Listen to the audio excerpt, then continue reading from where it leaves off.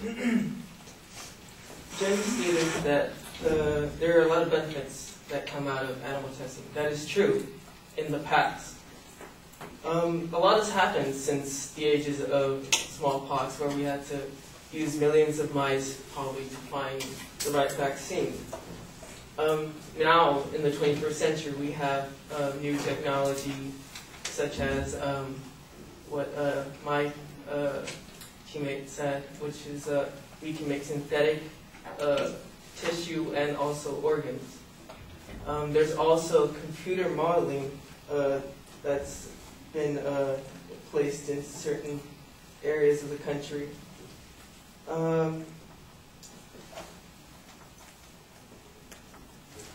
One case is where a firm has actually been able to recreate cells at a molecular level, allowing us to locate any type of HIV-like diseases that have forced people to lose weight. So by targeting those cells via synthetically, we have been able to find more information and get closer to finding a way to either completely stop or deter the chances of getting something like an HIV. She talked about how we had to use dogs to study the brain, which is kind of odd to say because there are a lot of differences. If you would have said mice, that would have been okay.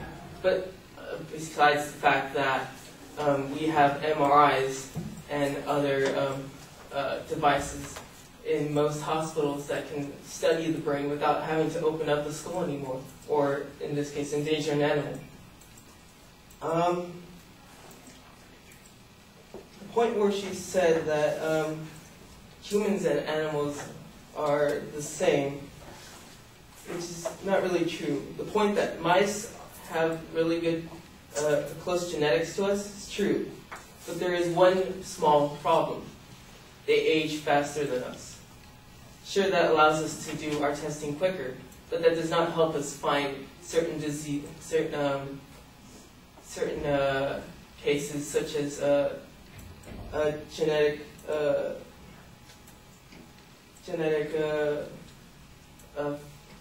flaws such as Down syndrome, because the mice would rapidly age through their lifespan.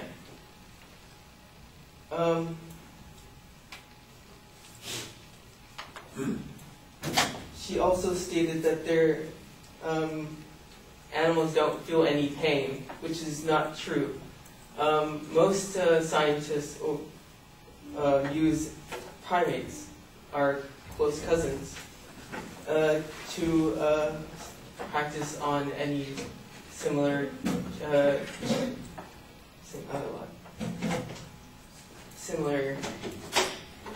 similar studies such as organs, the brain.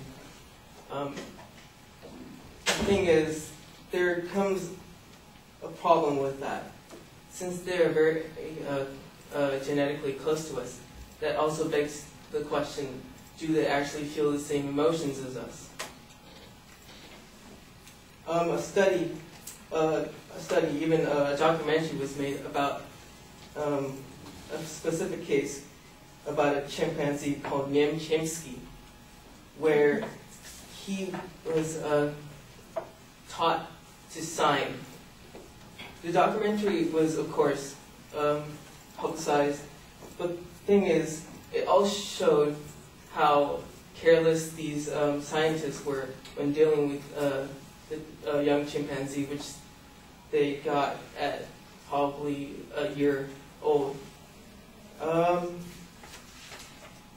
They really didn't take much care of that animal in the regards to any bylaws put in place right now. They really humiliated it by diapering it, dressing it up, and not really sure how that helps with any statistics or data they would have received. But they also gave it drugs such as pot and alcohol.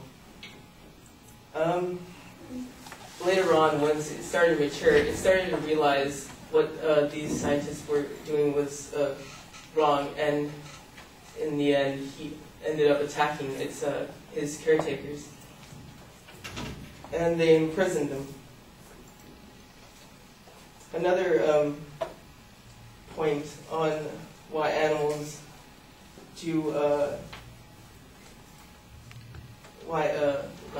primates do feel the same feelings we have is because their brain has the same form of a human brain. It might be slightly, underdeveloped as ours, but the similarities in synapses that control the pain receptors are really, really similar. To the point where she stated that most of the success came from all this animal testing is not always true. There has been cases where after testing on animals it was a success, but when it came to humans it was a failure. In a certain case, it was something called the thalidomide disaster, where thousands of children, because this certain drug was given to pregnant women so they wouldn't have morning sickness. Thousands of children were born with severe deformities that were not predicted in the animal testing. With that, I believe.